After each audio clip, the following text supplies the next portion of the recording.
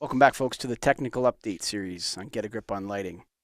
Today's show, we're talking about Germicidal Ultraviolet Disinfection, GUV lighting. That's right, we're going to get into it with, guess who's back? Gabe Arnold. That's right. Gabe is a senior lighting engineer with PNNL.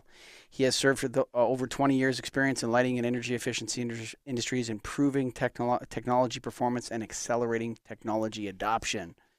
I think we called him the lighting prophet once. He is a principal investigator on the advanced lighting team supporting the U.S. DOE's lighting R&D and commercial buildings integration programs, focusing on development and deployment of emerging lighting and building technologies. His current work focuses on germicidal ultraviolet lighting technologies, improving environmental sustainability, and the DOE's L Prize competition, which we talked about last time. Jason, can you say your last name for me before I mess it up? Tungi.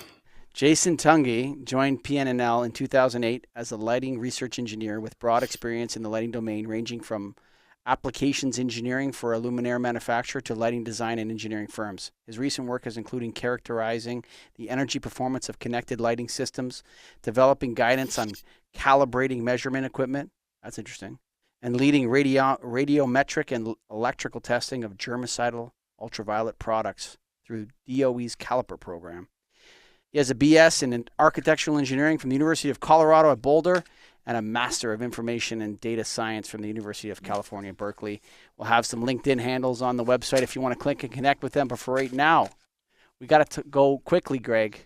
Not quickly. We got to take our time. Whatever happens, happens. We got to go to thanks.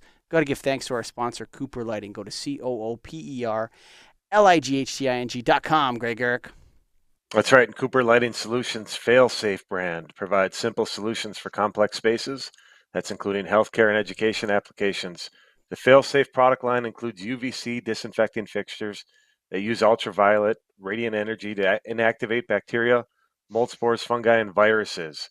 The UVC fixtures are available in wall or ceiling mount options, and lab tests have shown that the light source inactivates 99% of the SARS-CoV-2 virus on a surface with an exposure time of only 9 seconds. Now, if you're going to get into this GUV lighting, go with someone you trust. And I'm telling you, Cooper Lighting is a company that you can trust. They've been around a long time. They do all the testing. If you go on that website and check out the Failsafe brand, you'll see everything you need to know about UV lighting. Trust them. Check them out. It kills tuberculosis too, I'm sure. And a whole host of other things that are out there and going to get us. Go to COOPERLIGHTING. That's cooperlighting.com. Check out their line. It's their line of fail-safe. I like that name too.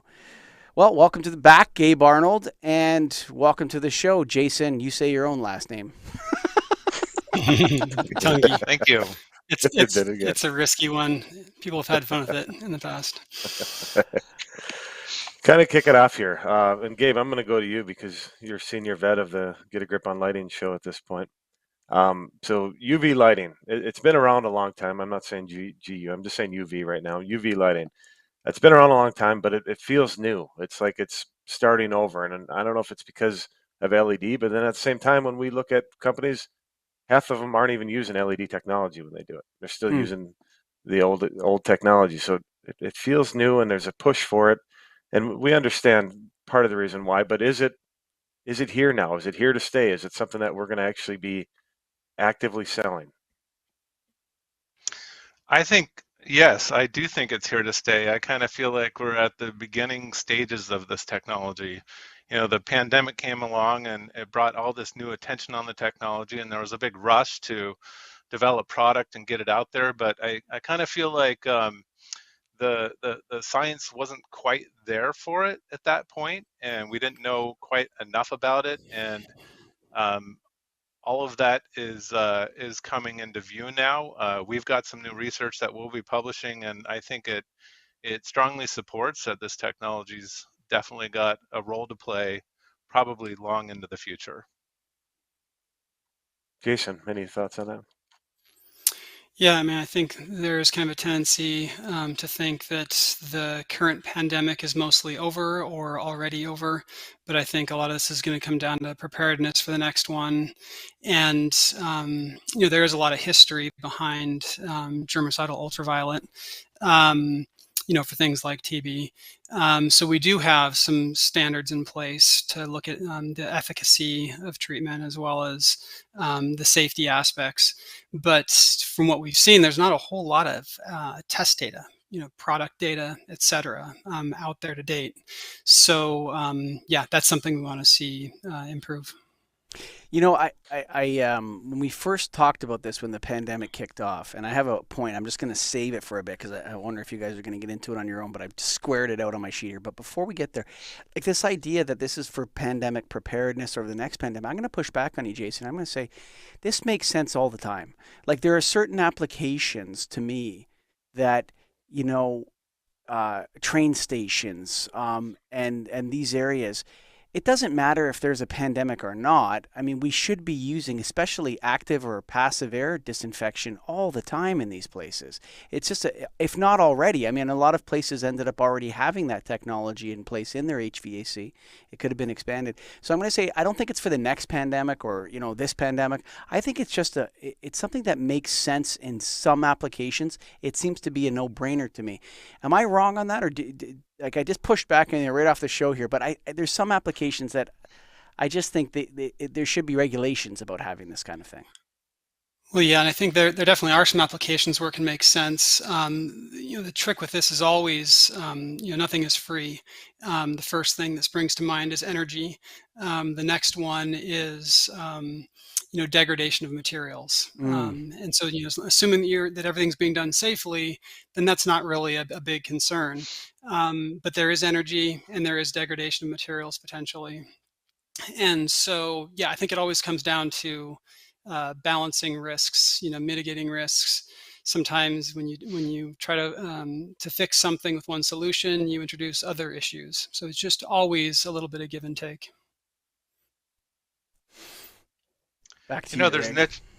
Oh, go ahead, Gabe. I was just going to add, there's niche applications where it has been used for a long time continuously. I think healthcare applications is one example of that. This has been used in hospitals for a long time, and they use it to clean operating rooms, for disinfect operating rooms, for example, between operations. I think that one thing the pandemic has done is kind of raised awareness with people about the cost of people getting sick and the spread of colds and viruses and sicknesses. And a lot of us have experienced that, acutely from COVID.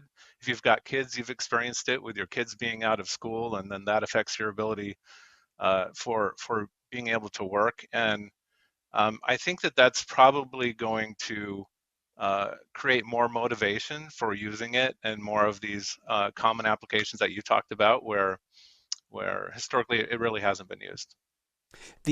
What's interesting is I'm going to read my note that I wrote down when you guys started. So at the beginning of the pandemic, it seemed like everything was, when people thought COVID-19 could exist on surfaces. Okay, there was like this bonanza of equipment that came out with surface disinfection. Okay.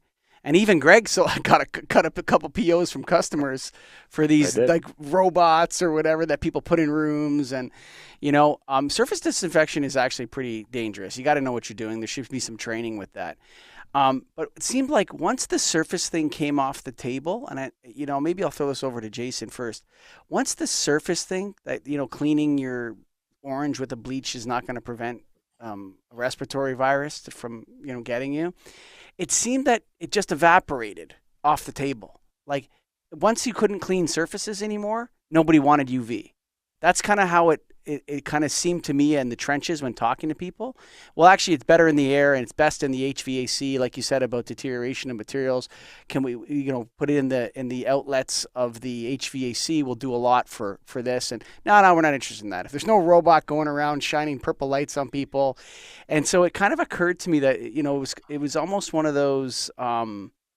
A theatrical thing. We're pushing this robot around, and when the thing that actually worked, which was the active and passive air disinfection strategy, people didn't latch onto it at all, Jason. It was not sexy at all. The surfaces were sexy, but the air wasn't. I don't know why.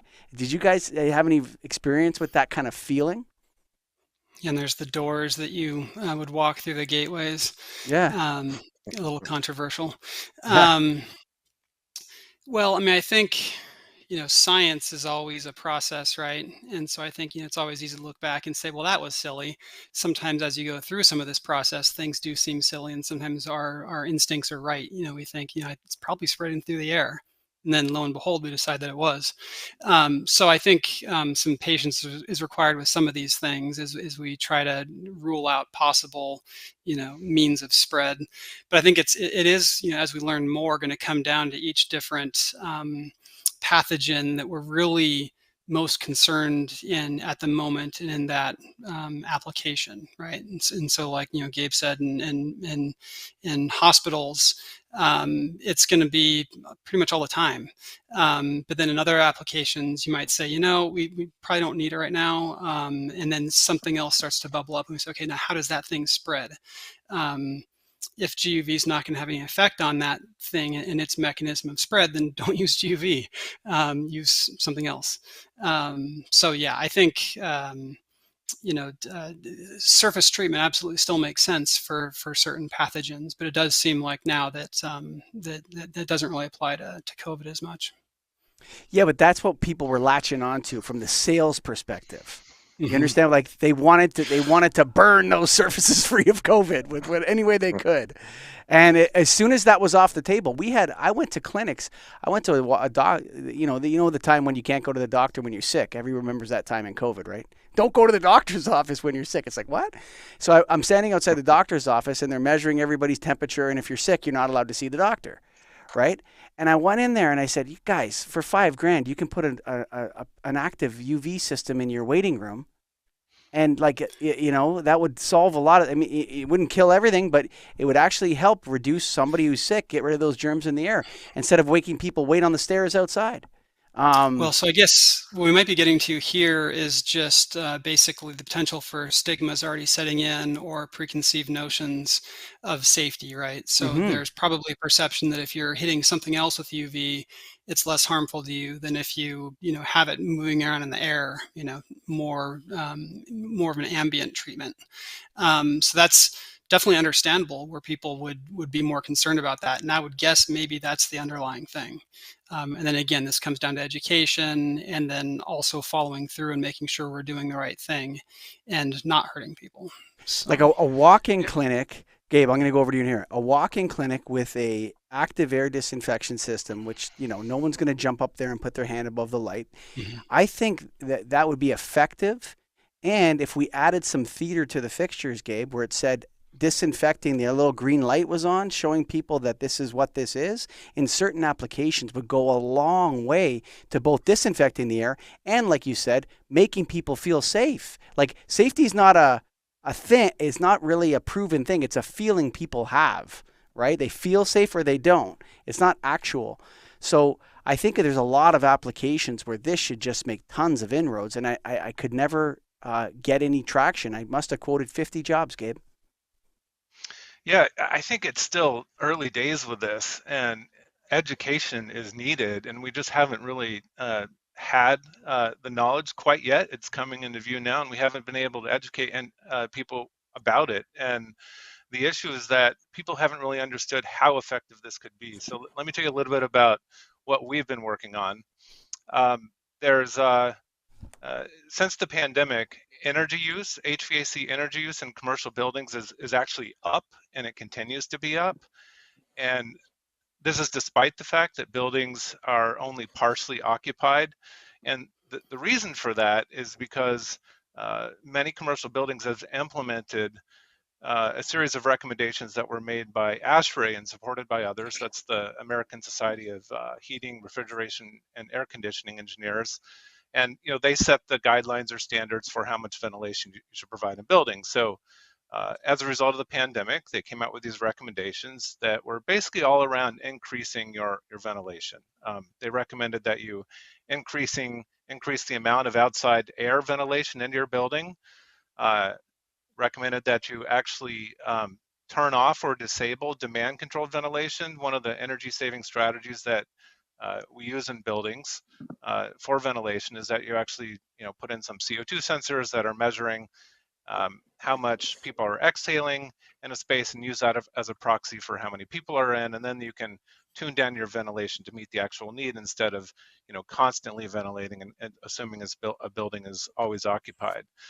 So they recommended that you turn that off, and then they recommended that you install improved filters, MERV 13 filters or better. That's how they rate filters.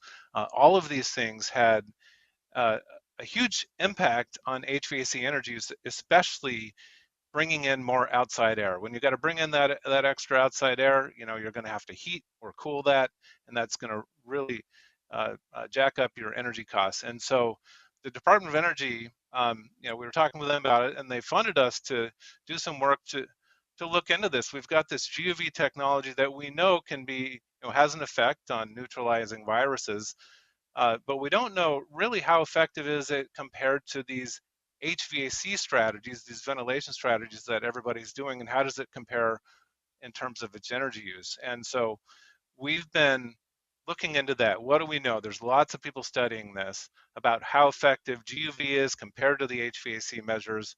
How much energy does it use? And we're actually just publishing a paper this week. It's being presented at a conference by another one of our colleagues, Bilal Abushi, um, which did a deep dive review of all the studies that are out there. How does this GUV compare to these other ventilation strategies? And virtually all the studies that we looked at support that GUV is both more effective and more energy efficient than these other ventilation measures.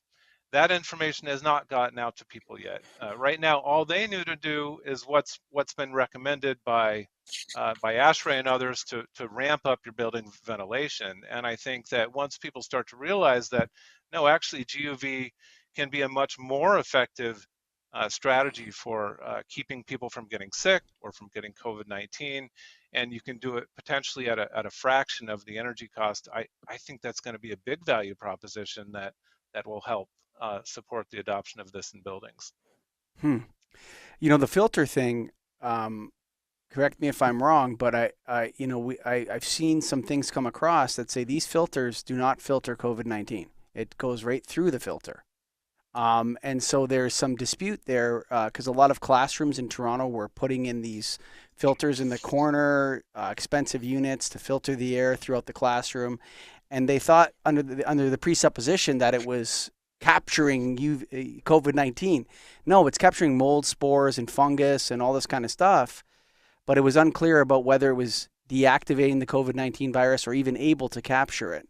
And so I'm gonna, I don't think that the filter issue is something that is going to prevent these airborne viruses if that's what we're talking about. Yes, mold and fungus and all those kind of spores, they're much larger. They get caught in a filter. COVID-19 will just go bounce off the different things and go right through. So maybe, or I could be wrong about that, but that's what I have read about specifically on that.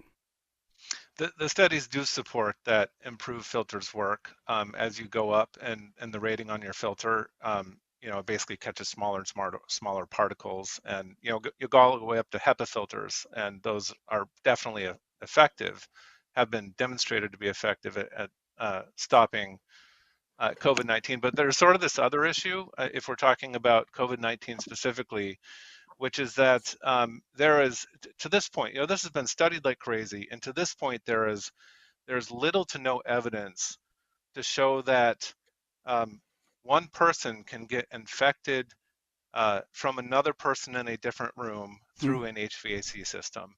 Little to no evidence that shows that it can travel through an HVAC system and infect another person. It seems like all the studies show to date that the mode of transmission is within a room from one person to another. And that's another way in which GUV is more effective. If we apply it in the upper room configuration, that's the most tried and true way of applying this technology to date. That can be very effective at stopping in-room transmission. And so, I'm not going to say that these ventilation measures, putting in a better filter or increasing your ventilation rate, I'm not going to say it doesn't work at all for preventing the spread of COVID. But when we have this new information that the spread is really happening from person to person in room, it indicates that some of these ventilation measures are not as effective if that's the primary mode of transmission. And if we're talking about COVID-19 specifically, I need a caveat that other diseases out there, tuberculosis is one example, there is evidence of through HVAC system transmission. And I'm going to throw it over to Jason here in a second, but just going to give you guys a little side for my waste business. Have you ever seen like a whole bunch of dirty commercial building HVAC filters?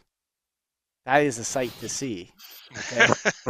Those things are absolutely disgusting. Like that should be treated as hazardous waste. I'm not kidding. Maybe biomedical hazardous waste. They are absolutely revolting. Now, maybe this one job where I couldn't quote it, but I had a look at it, and maybe they hadn't changed them in 10 years or something, but that is something to deal with from that industry is how to get rid of those old filters. It's not something that is well known, so it's a problem. Jason. Like its own little ecosystem. Oh, God, they're disgusting, dude. Those things are absolutely disgusting. Greg, you want to throw another question out here? Yeah, so going back to the paper you said it's getting published this week, is that right? Or it's in the process? Where are we at with it? It's officially published. It's being presented. We weren't allowed to share it until it was presented at the conference. It's being presented today, in fact. So it will now be out there. Yep. Fantastic. Good. And when will people be able to read it or see that themselves, and how will they be able to? We actually have a website under the Department of Energy for our GUV research, and we'll be posting it there. I don't have the actual web link. That's fine. Off the top of my head, but if you Google it, you should be able to find it. And how did you guys, I see a little paragraph on it, but how did you guys get the information that you put in the paper? What was the process like for that?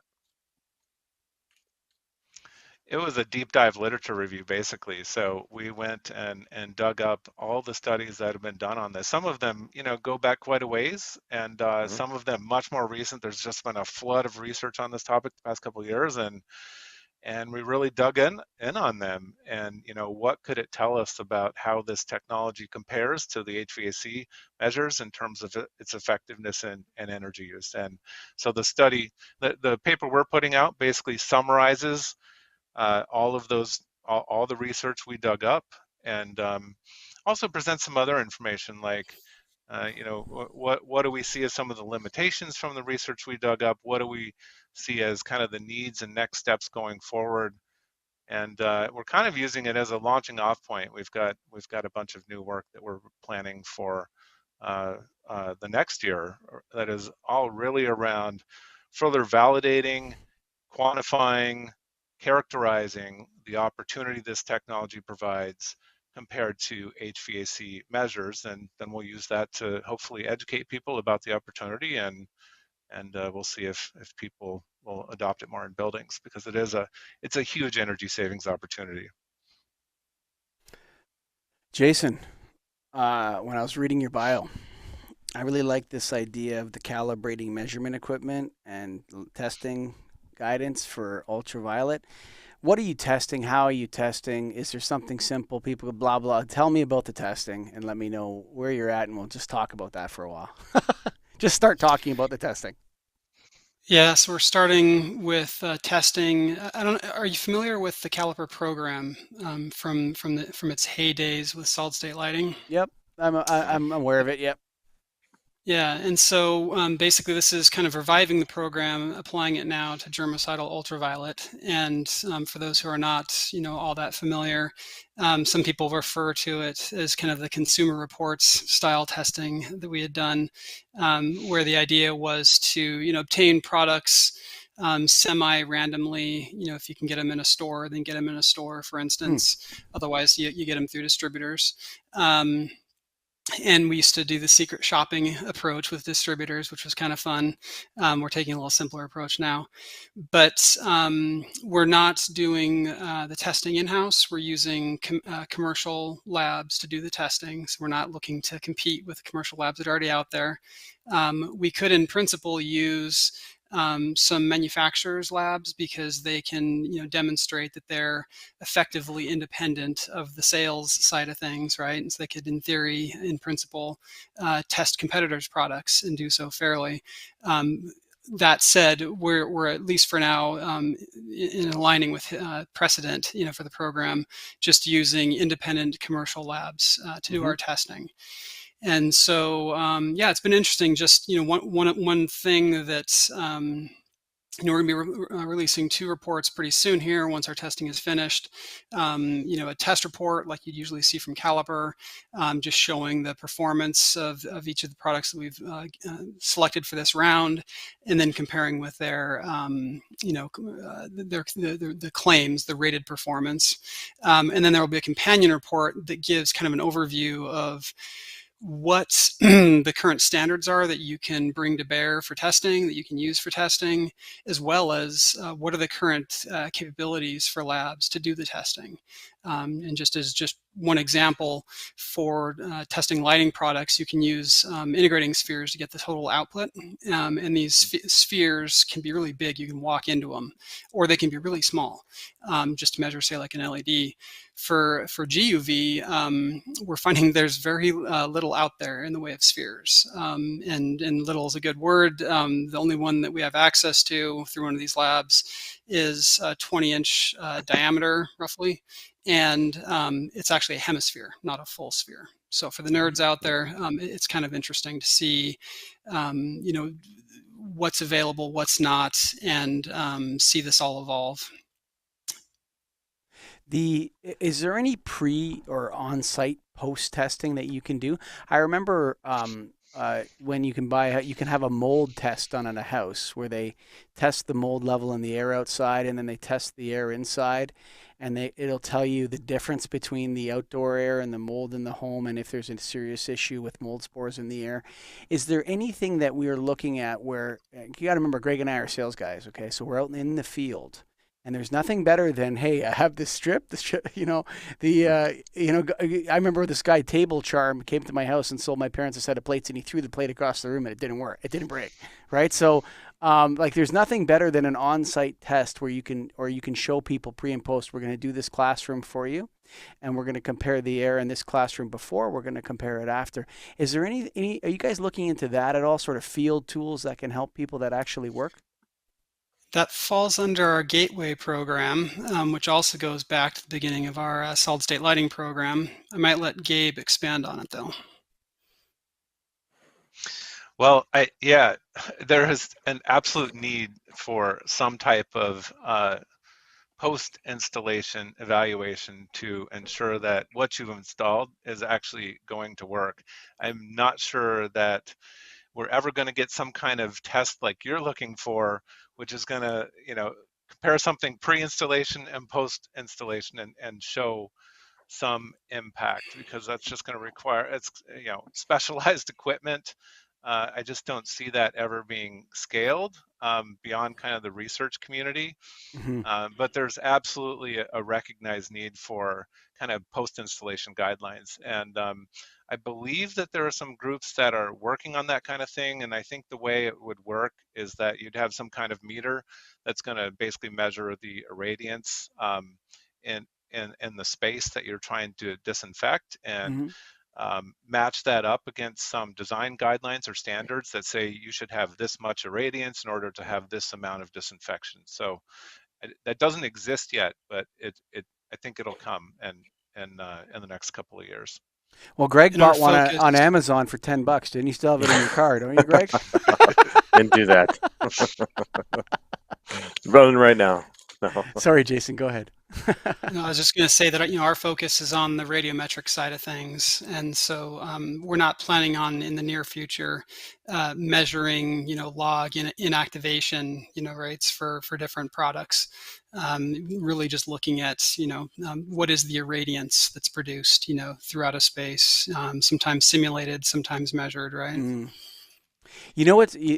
So does it work? Does it not work? That's the question. Right? What does the customer want to buy? Well, I'll throw a wrench in that, spokes, right? Because you think people actually want to buy disinfection. I'm not so sure about that. I think they want to buy disinfection theater. I hate to say it that way. I know it sounds crazy, okay, But, in talking, like, not anymore, but for about 8 months, I talked to a lot of private schools and I talked to a lot of people in Toronto about, I spoke to Van Leerop over in the Netherlands, and he's an expert in UV, and he was saying, yes, it works, and this is how you do it. And he explained it all to me. We used a Philips catalog from 1985, which laid it all out by square meter. And but you know what? When I was talking to the people, it often came up, how do we know? How can we show the parents? And so what they were really looking for was like a machine or some light fixture or some device or whatever, but that had like a light on it or something that they could point to. See, yeah, that's an air disinfection thing there. See, there's no COVID here.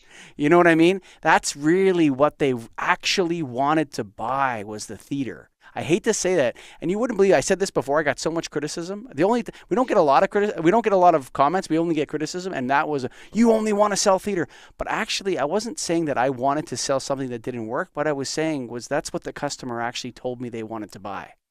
When they take the parents through the school, they wanted to point to something in the classrooms and have like a little light. And yeah, we turned the switch on and now we're disinfecting. See? Isn't that awesome? No COVID here, right? That's kind of what that is what they wanted to buy. They didn't ask me if it worked. They just assumed it worked and that it would do something and they had to maintain it once a year or something like that. That was all part of it. But what they wanted to was, how can I point to it and have a green light that says disinfecting, currently disinfecting or whatever. Like, that's what they wanted, Gabe. And the industry just doesn't seem to want to grab that theatrical part of the sale. And if I had that, I would have sold a lot of, maybe I might have sold a lot of these, put it that way, into schools.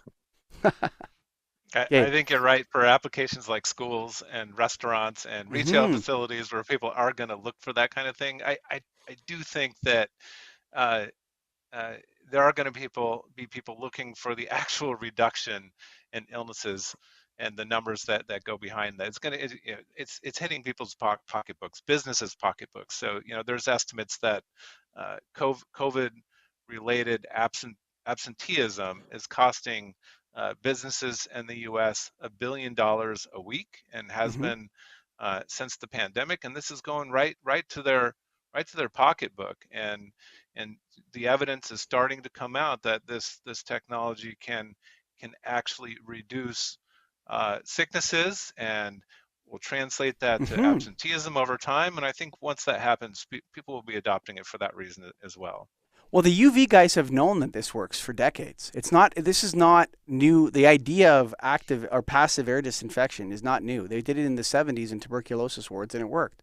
We know it works. So I wasn't saying that I was going to do something that didn't work.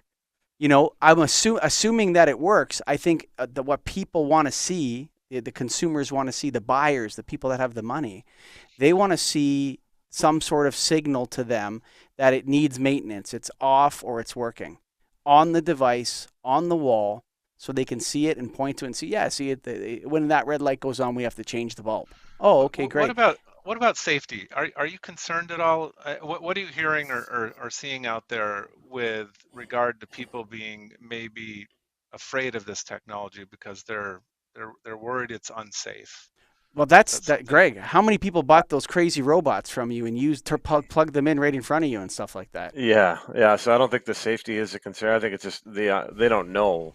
And and I, to Mike's point too, like if I had it, I would like to know that it was on and it was working and it was doing what it needed to do, even if it's just a light saying that. And I haven't seen anybody come through with that. Yeah, but what I'm saying, so on the safety issue, there was just a touch of hysteria in March 2020, April 20, just a little touch of hysteria out there. So people were doing crazy stuff with these wands and everything else, right? And robots, and that kind of faded away, thankfully. I think surface disinfection has its place, Jason and Gabe. I just think it has a very small place and a very niche place. Hospitals, like, airport washrooms that are, whatever, places like that. But to me, when we talked to Fred Van Leerop, he was convinced that passive air disinfection and active air disinfection, which is where you have a device in which the UV light is actually sealed from all other light, all other areas around it. The air goes through it, is disinfected and pushed out the other side. There's absolutely no risk of damage from the UV light to any individual because it's completely contained in an air tunnel. So like water, all of the municipal water you drink, folks, is all disinfected with UV, germicidal UV. and they know exactly how many liters per minute needs to go by and how much UV radiation they need. And they got, believe me, every single town listening to this, there's some huge tunnel that all the water goes through, and it gets smashed with a ton of UV before it goes into the pipes. Okay, we can do the same thing with air. Just the water guys are saying, well, you don't have any metrics for how much air is going through and how fast, and you're not testing it. And it's not like everybody gets their air from a tap and they pour out their air and drink it and this sort of stuff. And so there's a belief element to it. But I'll tell you right now, active air disinfection, when when it's maintained properly, or passive air disinfection, the problem with passive air, as Jason said, is that deterioration of the paint, or if you're in a train station, you could wreck the ceiling designs with the UV hitting it. But active air disinfection, where you have a device that sucks the air through cycles the air through a tunnel where you have a certain amount of UV, it will kill it. Well, it will deactivate everything that passes through it. Planes, that's why planes have the cleanest air. They clean their air with UV light. I guarantee. I don't know that for sure, but I guarantee. I can almost guarantee you that every plane has some sort of UV disinfection system built into it. Boeing and Airbus. I guarantee you, and Bombardier and the rest of them. It has to be. So why can we not deploy this? No, but the air in planes is clean. I don't know what they do with it. HEPA filters. HEPA filters. Oh, there we go. Yeah. So we need to get that active air disinfection on the counters at distributors, and so they can be screwed onto the wall and wired in, and off you go. I don't see why that product. There's some out there, but I don't see why, or combined into a 2x2 fixture or 2x4. There is some stuff out there, but the problem I have with those pieces, Gabe, is that it's an LED, and I don't know the maintenance schedule on that LED for the UVC. That's the problem I face with selling that particular piece of equipment. How long does the UVC radiation last on the LED? Less than a year. Yeah. With the current products. Yeah. Yeah. Jason, do you want to tackle this one, or do you want to say anything about those room cleaners? Or I think I could say maybe just quickly, as far as the longevity goes, there is some data showing that there are, like at the chip level, you're seeing degradation for some of these sources dropping down to 70%, or less within a couple hundred hours. And so that's not a guarantee of what you're going to see in practice, but it definitely raises eyebrows. And we'll be doing some of this testing ourselves. We're not going to do live testing, but we may test to say 1,000 hours, and we're starting that now. So that's basically underway, and so we'll have data soon. As far as the contained units, it's definitely correct as far as you're eliminating the hazard for people in the room from UV. If you're containing the UV, you got to make sure you place those things properly. And then I at least have not seen reviewed data on their performance, so I can absolutely see where there's an analogy there with water, but yeah, I'm not familiar offhand with their performance compared to other technologies. So maybe that'd be something we'd consider in the future, maybe. As a customer, as a person that sells products, replacement products to people, my reservation with the like you said, the contained products with the LED is that I knew it would fade. There's no chance that thing's going to work forever. If it's sucking air across a thing, it's going to deteriorate. And then why not go back to the low pressure mercury? Why not use a tube in there with a known maintenance schedule? A year. Yep. Yeah, a year. Change it every year. Yeah. Like your water system. The issue with those, it's the issues you're already raising. Is people don't know how well they work. They've got to be really well designed to be sure they work for the applications they're being put in, and that somebody has calculated that airflow and making sure that you're getting the right dosage of the airstream to actually disinfect. And there's all kinds of snake oil out there for sure in that product category, and no standards, no rating system to be sure that you're getting a good product. I do think that that'll come along at some point, but I do the sense that we've gotten is that there's a lot more skepticism about how well those types of products actually work compared to the other strategies that are being considered, the upper room and direct irradiation. We haven't even got into that yet, but that's a whole other way to deploy this. Okay, well, go ahead, Greg, but we got to get into that other way. No, I guess I'm kind of bringing it back to why you're on the show. What is your guys' goal with the paper? Why is PNNL involved in figuring this out? Well, we're a Department of Energy lab, and I think we've uncovered that this is a potentially massive energy efficiency and decarbonization opportunity. Our HVAC systems use like the most energy of any system in commercial buildings is like 30 to 40%, and that's gone Hmm. up from the pandemic. It's taking us backwards from decarbonizing buildings, and here we've got this new technology that, well, it's not new, but new interest around it that can save a ton of that energy compared to the ventilation strategy. So that's really, I think, the Okay. main driver for us being involved. I think And then what do you? Oh, go ahead. there's also we haven't gotten into it, but there's the GUV technologies traditionally have been this low pressure mercury, very old source, and we've got these LEDs coming on, and there's a lot of predictions that's gonna potentially be save 90% of the energy of GUV versus the old low pressure mercury sources. So there's also energy efficiency opportunity there. What a great place to start off on the sustainability piece with replaceable components and GUVC. What a great place to start. Like, let's standardize these components now, how they connect so people can buy an UV LED chip raise and put a new one in every year or whatever it needs. Like, that's a great place for the industry to start because there's absolutely no chance you're going to get past a year or 2 years with an LED doing disinfection. I know that from the water guys. Remember we had them on back in 2020 or whatever. They had a bunch of water guys. They said the LED, the problem with that, the word LED in disinfection is that people are associating it with super long life. And he goes, it doesn't work like that. It's an energy efficiency play, and that's it. And maintenance is probably on a similar or same schedule. They weren't aware yet, but it probably once a year you're going to be changing those LED lamps out. It's a pure energy efficiency play. It has nothing to do with the lifetime of the light source. And I can't remember that guy's name. He was a good guy though.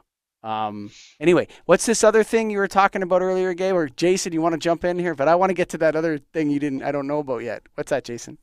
I think just one thing to throw out there, just because it popped into my head as you were talking, is one benefit of LED is that you can pretty much drop kick it and it's not going to break. Whereas you've got other light source technologies, they can break in shipment, as we've experienced ourselves. So no, that's all. Go ahead. All right, we'll talk about this newer application. So the way this technology has been applied historically, as we said, was with low pressure mercury sources. It's basically a fluorescent lamp without the phosphor coating. It emits a peak wavelength of 254 nanometers, and we know that's very effective at neutralizing all these pathogens. We also know that it causes temporary injury to the eyes and skin if we're exposed to it, and so we don't want to be exposed to it. There are some newer sources out there. Krypton excimer lamp is one type. LEDs can potentially also do this, that emit what's called far UV. This is a lower wavelength, 222 nanometers.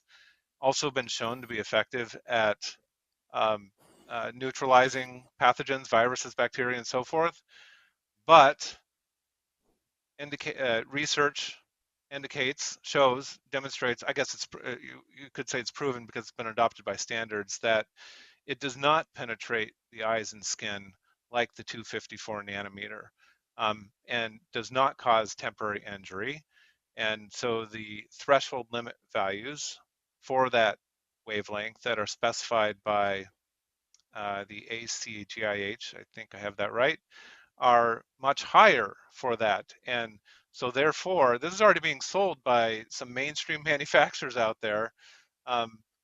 This technology, what they're saying is that you can actually embed this into LED light fixtures or light fixtures and just flood the room while it's occupied with this disinfecting UV at all times. And that would be incredibly effective at killing all these viruses and bacteria on surfaces, in the air, and would not cause harm to people. A lot of people are saying this is the future. This is where we need to go. And I will say there is some debate out there as to whether that is tested enough and proven enough. But that's out there, and so that's referred to as direct irradiation. So you're directly irradiating the room with the people in it. Yeah, I mean that's already done in hospitals quite often in the operating rooms. I don't know if they're using that particular nanometers of UV or whatever, but that very serious, high maintenance, highly skilled maintenance people in an environment where you can afford to buy a $7,000 light fixture. Um, I think that that has an application. I don't think we want to look for unintended consequences for something like that. I would urge the industry to be very, very careful about the general deployment of that. Hospitals and these kinds of places where you have an engineer runs the hospital, Jason and Gabe. You know what I mean? The guys, you have very serious maintenance people there. They're going to look at it, find out how it works. How do we deploy it? Do we need controls? All this other stuff.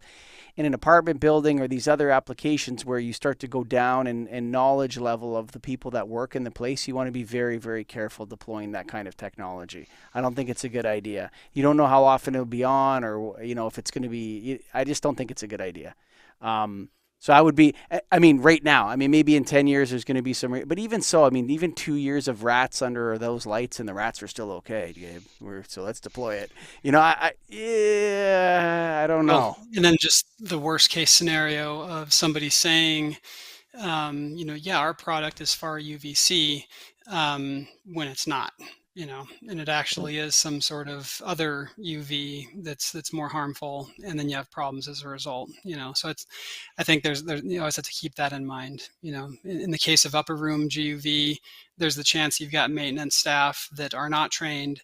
They go up and unwittingly expose themselves, and get treated directly, up in that space. So there's that chance with that kind of a system. With the direct irradiation, there's a chance that people don't actually know what they're buying, and they get it wrong. Yeah, that's why, airports, like places that have very highly qualified maintenance teams, an airport, Grand Central Station, these areas that are, that would have, engineers on staff and stuff like that, Greg, you know what I'm talking about. There's some places Mhm. you enter, you can rip out all their lights. You could send in an unqualified guy and no one's going to check anything. Right? Not that I've ever done that, but and then you go up the level, and the higher you go, the more paperwork you have to provide, the more insurances and licenses and training and all this kind of stuff. And when you start to get into airports and all this, you're doing security screenings if your people are in there, and so you're getting to a higher level of compliance just to be allowed to work in the building, Jason.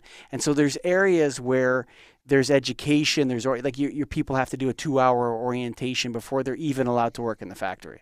Like it's 2 hours of training of this is this, don't go near this, never touch a crane, da da da da, all this kind of stuff before you're even allowed to work in the place. So I think there's levels of real estate where compliance for contractors and people that work in the building is way higher and the knowledge base is way higher. So I think there are areas that we can deploy the passive air disinfection and where we can use some of these things. One of the like airport bathrooms, you could have a reverse occupancy sensor when you go in that stall and it blasts the place with UV when no one's there, and when you're gone, it doesn't, and it's this other type of UV, and so even if it didn't work and you got blasted with it, it's probably not going to do much for you if you're in there for 10 minutes. I mean, those kinds of applications I think are good. I was going to say you want to make sure it's fail safe, no pun intended. Yeah, yeah, for sure, for sure. I, I think you're hitting on a hugely important issue there about really proper installation, operation, and maintenance, and having a Mhm. trained workforce for that. And it's not just with this new far UV stuff; it's with the traditional mercury-based products. And it's Hmm. only going to take a few of these bad stories to really stymie this technology. And some of that's already happened. There was a university in New York State uh, where the low pressure mercury upper room fixtures were actually installed upside down, and they were shining down into the professor's eyes and face, and she was burned by them, and this made various headlines across New York State. And these kinds of stories, that gets out to parents and Hmm. of elementary schools. This is the thing I'm worried about safety. And so I feel like the deployment, it's going to be hard to control it in this way, but the deployment of this technology really needs to be done very carefully, and we really do need to make sure that we've got people who are trained to install it and trained to operate and maintain it, so that we don't get these these bad experiences. Yeah, I'll give you an even closer to home one than that. Okay. So F-32 black light blue, you know what that is, right, Greg? BLB, Yep. right? You know what an F-32 BL is, right? Yep. Right? So that's a UVC bulb for curing stuff in the print industry. Okay. The BL is actually cheaper than the BLB. I don't know if it's still that way now, but guess what? Went mini golf in that, what do you call the nightclub mini golf and thing? And the place was filled. I can tell the difference immediately between as soon as I look at it, I said, that's not a BLB, that's a UVC lamp that they've installed in the fixture. And now every time the kids go in there, they're flicking on the lights. Now, I don't know how much radiation is coming down from 24 feet, but half the lights are black light blue, and the guy bought the wrong box from the supplier because nobody knows the difference between black light and black light blue. And they put a bunch of these BL lamps in there, and whatever, it looks purple, kind of looks cool, kind of looks like a cool thing. And the kids are going in there playing mini golf. And the adults too. And I told the guy, I said, dude, those are not safe to have in here. No, they're fine. What are you talking about? Whatever. Right. But I mean, yes, there is a problem where, that's where I said that it's a good opportunity to standardize, maybe make different sizes of these things and stuff like that. So they can't even go in general use fixtures. It's not even possible for that to happen. It's a great when we're on the threshold, it's a good opportunity, Gabe, to knock heads together. But you know what the problem is? Sometimes we shoot ourselves in the foot, and sometimes we shoot ourselves in the head, right? Like we've shot ourselves in the foot. Let's not shoot ourselves in the head here. How do we get this thing really rocking so, Greg can sell $1 million worth of UVC a year? Like how do we get there? That's like where the threshold becomes a little bit scary, Yeah, that's what I'm worried about is people a little bit less educated than Greg selling $1 million worth of these without being educated. Yeah. Oh, there's people that have sold $1 million worth of these things that have no idea Yeah. what they sold or where they went. That is already for sure. That's a time bomb out there. Some of those things that, training and whatever, people monkeying around with them. Who knows what they're going to do? Those things, you know what? I hate to say this, Greg. There should be a recall on. So you should call the customers and remind them or something. Hey, that thing is really quite dangerous. You want to make sure that you know how to use that thing, that thing you're pushing around. But you know what? Like I said, sometimes you shoot yourself in the foot, sometimes you shoot yourself in the head. And a good innovation has to pass us by because it wasn't managed properly in the beginning. Final note: if you're listening to this, folks, everybody wants to go to university and wear a tie every day and stand in an office and tell other people what to do. I think all the good jobs in the future are coming to these controls integrators and to these people that can work in buildings and actually do work and commission and install. And I think there's so many wonderful jobs. I don't know what you guys think of PNNL, but so many wonderful jobs coming down the pipe for people to earn a lot of money and make a good living. Working practically with these great new technologies that we have at hand in the business. And, I don't know if there's a school for controls integrators or there's a school where people can go to look at this stuff, but there really should be, Gabe. I totally agree. We need that, and I think we're going in the wrong direction from what I've been hearing in the trends, and those industries that the trade industries are hurting for people right now. So yeah, that's the time to jump in, around. Kids. Yeah, because you know what? A lot of people glorify the suit, but sometimes if you actually build something, it's very rewarding. I'll tell you that. Having a career in construction or even building management, Gabe and Jason, is going to be such a wonderful career, especially to give, like if you're into the environment or you're into the building management is such a good place to be. Any final thoughts for the listeners, Jason? No, I definitely agree that systems engineering is there's tons of potential in that space, as well as for analytics. And one great thing about ongoing maintenance of a system is you can make sure that it's performing as you expect, and you can help save energy in doing that, as well as making sure that everyone stays happy in the space and that it works as intended. So, Gabe. that's all. Yeah, this is just such an exciting technology. We are at the early days of this, in my view, and it's got just amazing potential benefits for keeping people healthier and safer buildings, and in addition to what we've uncovered, huge potential energy efficiency benefits. And so, I'd just like to encourage the listeners out there to get educated on it, learn more about it. It's got all these benefits. It's also got some safety concerns, and it's just so important that we deploy it in the right way going forward. We're going to need everybody's help for that. Maybe one more thing. Manufacturers, publish your data, please. CooperLighting.com, Greg Eric. That's COOPERLIGHTING.com. Failsafe. Tell me all about it, Greg. That's right. And that discussion we had towards the end, talking about safety and the concerns and all that, go with someone you trust if you're going to do this. And Cooper Lighting is a name you can trust, a company you can trust that's going to do it right. They're going to put the research into it. You'll see the link on the website. I'm sure we're going to have it up on screen, where you can actually go there and they have all the research and they publish their data. They have everything you need on it. So if you're going to get into this technology and do it, which, as we're talking about, we should, because there's a lot of opportunity there, Cooper's Failsafe brand is the ticket for that. So check out all of their options. Go to COOPERLIGHTING.com. That's right. And if you made it to the end of this one, another technical update series, I hope you enjoyed it. And you know what? I say that from my heart about all you young people out here. Think about maybe, that systems engineering. That's what it's called. Yeah. Why not? I'm guaranteeing you there's going to be a ton of high-paying jobs. And you know what? Those jobs are kind of good because you do your job and you go home. Right? And you don't have to worry about it. You probably get weekends off and you have a long vacation. It's one of those work-life balance things, especially if you're saving the environment and whatever else is that you're into. I think it's something to think about, folks. If you're just getting started out, maybe take a step back and say, hey, what's this thing happening over here? Can I get involved? Because we're going to need you, and we're going to need a whole lot of people like that. So if you made it to the end of the technical update series, we thank Cooper Lighting, PNNL. Jason, last name? Tungi. And Gabe Arnold. Thanks for listening.